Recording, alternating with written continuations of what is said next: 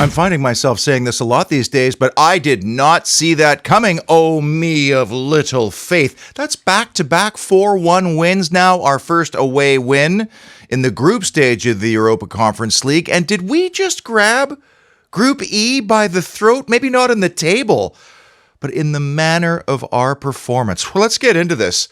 Let's not faff about. Let's relish and review Alkmaar 1, Aston Villa 4.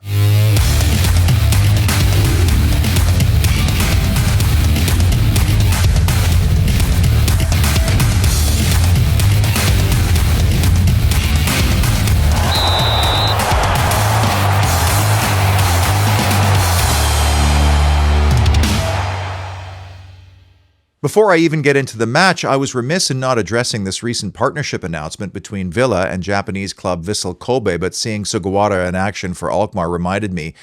And I don't know what it is of late, but the Japanese national team program has really progressed in recent years, and the sport is huge in a big market in Japan, and a lot of those players are arriving on European shores. So this now extends our club cooperation network from Egypt to Portugal and now Japan, and that is very smart business. It's the way of the future, and it's such a big market that this is not just about the potential of the technical on-field benefits, but also tapping into the potential of a lot of commercial benefits as well. Based on what you see around Europe with clubs that feature at least one Japanese international, you could literally expect a 10% increase in your digital traction. Just ask Brighton and Hove Albion's digital team. And I know that's not the primary reason for this partnership, but if you want to become a global club, well, you've got to reach all corners of the globe. And I do wonder if our owners will take another run at the final frontier, North America. I said on my show about the Las Vegas rumors that I didn't think MLS was worth the money that they were asking, but who knows? Maybe they'll come up with some other kind of creative idea to get into the American market. Welcome officially to the Holy Trinity show, where we review the three big issues or moments that defined Alkmaar 1, Villa 4, and as always, we'll start with the key numbers, which were impressive. And I've also looked at the amount of times each side was caught offside as the extra stat. And when you have 5 attempts on target and all 5 hit the target and you have 4 goals, you are ruthless. But the level of organization and focus you need to have as a group in order to squeeze the field using the offside trap is a thing with this club. You have to know the cues, the triggers, and you cannot be lazy or switch off for even a second. 8 offside decisions, and their goal was an inch from being offside as well.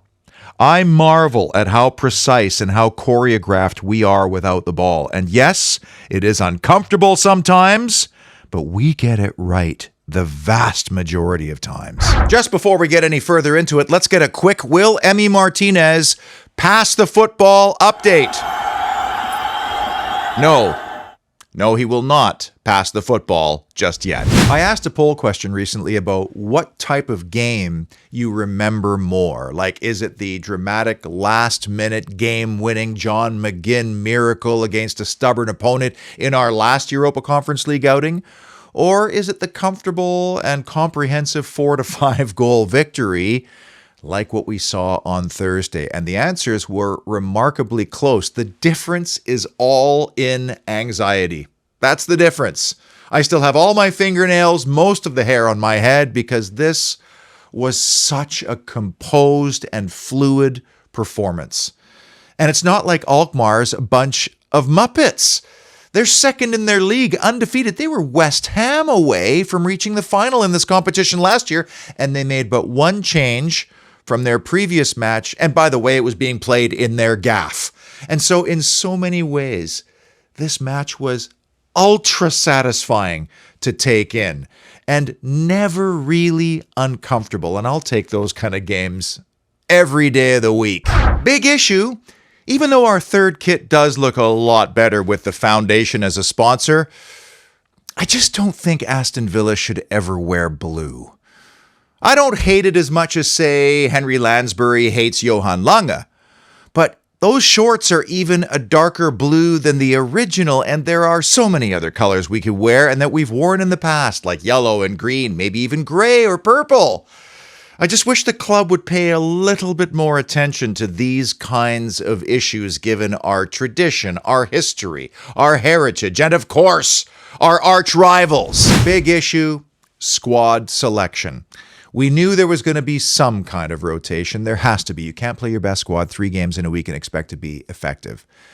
But the boss got the balance absolutely spot on. We were bracing for Callum Chambers to be playing in this game, weren't we? But in the end, he's trying to build some confidence and cohesion between a second reliable center-back pairing in Carlos and Clement Longley. And it's also how he created the shape for this game, which was a 4-5-1 with Youri Tielemans playing as a number 10, the closest to Ollie Watkins. And he gave Tielemans license to join when he thought it would be appropriate. And lo and behold, he goes and gets his first goal for Aston Villa. But then when Luiz came off, he played deeper and he had a lot of fine defensive actions, Tielemans. And that included a fantastic block in the 72nd minute that saved a goal. So he kept the core of the group together, the group that's confident and flying right now. Then he introduces the 4 that contributed heavily to this game. And then they built the lead that they wanted. And now he's able to rotate out some of the higher mileage players. It worked to an absolute T. Big issue. Did Aston Villa suddenly become both ruthless and relentless? I mean, I gave you the numbers. They had an 80% goal scoring ratio, 4 goals from 5 shots, and the only one that they didn't score was the rebound that led to the Watkins goal. I mean, this is a team that made it look so easy at times, and it's not easy. It's all about familiarity and continuity, and of course, confidence. And we are just overflowing with confidence right now. Leon Bailey, when you include West Ham, had a spell of 65 minutes where he took 3 shots. All 3 were on target and all 3 led to goals. Ruthless. John McGinn had a couple of fantastic contributions to this game offensively, including the ball he plays to Youri Tielemans that froze the entire Alkmaar backline.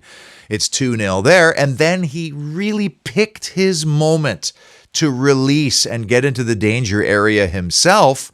What a ball from Bailey, and a great ball from Kamara before that as well. And with the flick of a boot, the game is done and dusted. And belief is such a powerful thing in football, and there's such an abundance of it right now at Aston Villa. There's almost a telepathic understanding, even if you're coming on as a substitute, and that comes down to 3 things: coaching, continuity, and confidence. When you think back to just over a year ago, Aston Villa players never looked like they were on the same page. We were all waiting for Phil Coutinho to provide a moment of magic. And on the surface, it may not have seemed like Ollie Watkins had a spectacular game apart from his rebound goal, but he actually helped initiate the 1-0 goal by pressing and pinching a rather poor ball, which led to Leon Bailey's opener. He won't get an assist for it, but he basically started it, and then he helps to create his own goal with some beautiful center forward back to goal play when Clement Longley floats a perfect ball that he chests down, and from there he turns and absolutely books it 50 yards as if he knew there were going to be some crumbs to hoover up. And for the second straight meeting, he manages to beat Australian international goalkeeper Matthew Ryan with a tap-in. Ruthless. Big moment. Number 3, a major miss. We're up by 2-0. It's all coming up Villa. And then in the 25th minute, Boubacar Kamara gets into a position and plays a pattern we've seen so many times, and 19 times out of 20, we get out of it. But that 20th time sometimes is a bit dodgy, and on this occasion, we lost possession, coughed it up, and incredibly, a man who's already on 14 goals this season, Vangelis Pavlidis, somehow puts it over. Obviously, If he puts that top corner at that moment and it's 1-2, the entire complexion of this game changes. Now, the other thing that can happen when you get scored on from a mistake like that is you tend to abandon your principles and not do what got you there in the first place. And some players may also hide, or their teammates may go, yeah, I'm not trying that again. That's not in Boubacar Kamara's nature. And we got away with it this time. And by the way, Kamara started to show us what he can do in the attacking third as well, because he had a hand in the Bailey goal and in the John McGinn goal. But we got away with one there. That's the bottom line. Big issue number 2, group grip. We didn't just win a game on Thursday. We won an away game, the first team to do so in this group for a couple of hours anyway. And we did it at the home of one of the group favorites and a team that was in the semi-final of this competition last year. And that changes the entire dynamics of Group E, the emphatic nature of the scoreline and the very handy goal difference, which could come into play later. Will that send a message to everybody else and potentially shivers down the spines of our 3 opponents in Group E? Because now we have 2 straight home games and we have to be considered favorites in both, even with rotation. Legia also has 2 home games, and we don't want to look past this Alkmaar team. We're going to need another good performance when they come to Villa Park, but that Legia game is now looming large because they hold the tiebreak with us. Obviously, Aston Villa wants to finish first in this group, head straight into the round of 16, and avoid that playoff knockout round. So to get the mojo and the swagger and the confidence up really does bode well when you consider how it started in Poland. In fact, it's been remarkable how we've progressed over these 3 group games. There really felt like a distinct gear change somehow on Thursday. And of course, everybody else, all the pundits, fans, all said, well, Unai Emery is going to take them straight to the final. On Thursday, it actually looked like the players are starting to put those expectations on themselves. Oh, let's quickly check back in to see if Emi Martinez has passed the ball yet. No, he still has yet to pass the ball. This game must have reminded Paul Handsaker of 24/7 Services of that incredible semi-final night in Anderlecht in 1982 when he was but 14 and able to watch it live and in person. But it wasn't the game itself that you remember the most, was it, Paul? Aston Villa team are into the semi-final. You go to the match, you beat Anderlecht to go, right, okay, then we're in the final. And my uncle, God bless him, puts our hotel right in the red light district. So I became a man overnight, to be truthful, if that's the right way to say it. Seeing the sights of Anderlecht was a fantastic thing. Nearly as good as the Villa getting through to the final at Rotterdam. I wonder if a few Villa fans decided to celebrate that victory by venturing into Amsterdam and seeing the sights or visiting a coffee bar, you know. I respect the Dutch because they don't f*** around with their football, their beer, their coffee bars, or their pannenkoek, for that matter. Exciting times at 24/7 as well because they're going through their own little remodel and renovation, which has been a lot of fun, and you'll be seeing more on that in the not too distant future. But if you have plans for 2024, maybe you want something ready in time for spring or summer, some kind of project around your home or your office, it all starts with a phone call and a fair quote. And the number 1 big issue that defined Alkmaar 1, Aston Villa 4, rotation rewards. This is huge. Unai Emery made 4 changes from the team that beat West Ham on Sunday, and you could make an argument that all 4 of them were serious man of the match contenders, maybe to a lesser extent Diego Carlos, but Clement Lenglet, oh, was he sublime. 93% pass completion percentage. The only player who had a higher percentage that went 90 minutes was Pavlidis. But it was his ball that led to the Ollie Watkins goal. Everything looked so easy, and with his countrymen Luca Dean and Boubacar Kamara forming the French connection on the left side, it looked like he was the first team regular. Yuri Tielemans had the kind of game that was like an I'll show you game, And yet he still had a smile on his face and looked like he was enjoying his football. This was the kind of game that I think we expected from him the minute that he signed.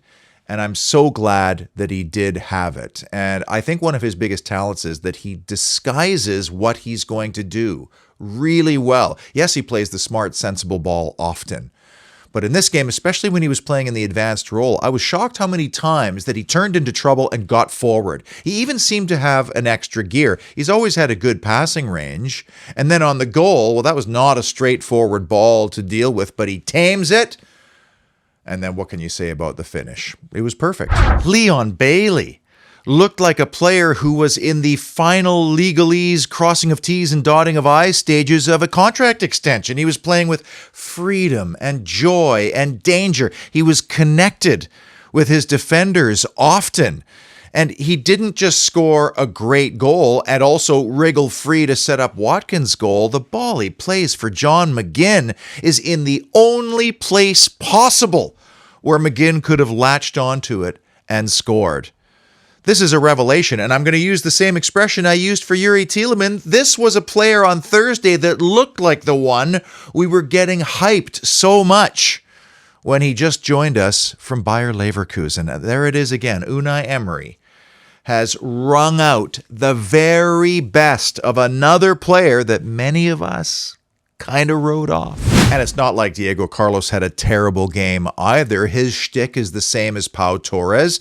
He was brought to this club because he can break multiple lines with either foot in the long-range passes. And yes, he didn't connect on any today, but still, to get another 90 minutes under his belt will do a world of good for his mentality and his confidence. In fact, for all four players, they all feel like they have contributed in a meaningful way now and have seen success, and they're going to be hungry for more. Not to mention giving Diaby and Konza and Pau a rest, along with the very logical and sensible substitutions after the 69-minute mark. It sets us up very nicely for Sunday. Oh, a quick update. Has Emi Martinez passed the football yet? Yes, Emi Martinez has passed the football. Boy, this guy has a set of bolas on him, doesn't he? It seems like the more he gets whistled and jeered, the better he plays, the bigger he gets. And is it just me? But aren't home games somewhat precious in a competition like this? Like, shouldn't the onus be on the home side to maybe go and make things happen, maybe go and close down, because it's kind of their time that he's wasting? On to Sunday then, and a visit by the Hatters, a well-documented and remarkable, frankly, miraculous story when you look at it at a deeper level. Even in the championship playoff final last year, the adversity against them was something else, and yet they still found a way to get into the Premier League. And unlike Nottingham Forest and even Aston Villa before them, they are resisting the urge and the temptation to splash huge amounts of cash in a desperate attempt to stay in the Prem. They are fully comfortable with who they are, and they are building their identity around hard work in the image of manager Rob Edwards. And I really respect that, because in Kenilworth Road, they don't have the resources. They can't get the revenue that they need to compete with the big boys. So they are enjoying the ride, and they are sticking with their principles of hard work. And when you're a club that's comfortable in your own skin and you know what you are and aren't playing with the burden of heavy expectations, well, you can play with a lot more freedom and a lot less fear, which I think makes them a far more difficult and tricky opponent on Sunday than probably a lot of people are giving them credit for. In fact, I worry that a lot of Villa fans are expecting some kind of heavy tonking on Sunday. But apart from 2 3-goal losses early in the season away to Brighton and Chelsea, I watched both those games. They were actually desperately unlucky at both ends of that game. Every game since has been decided by a single goal. A couple of ex-villains coming back as well. Marvelous Nakamba and Ross Barkley. You think they'll be up for it. And I'm terrified of their giant striker, Elijah Adebayo, who is powerful, as they are. When they counter, it's something to watch. Plus, they just signed Andros Townsend, which could prove to be a very shrewd piece of business. Of all the words that Unai Emery used to summarize the match on Thursday, the one that excited me the most was mature. It was a mature performance, he said, and he would know. He knows what that looks like, knowing when to press hard or take risks in transition, and knowing when to be cautious, put your foot on the ball, and just try to keep possession in vulnerable moments in games. That's what we saw from our team on Thursday. Now, can we follow it up with a quick turnaround against an opponent that I'm worried about, quite frankly? Until Luton Town, be well. Don't eat too much Halloween candy, even though it seems to be getting smaller and smaller each and every year. And of course, up the mighty Villa!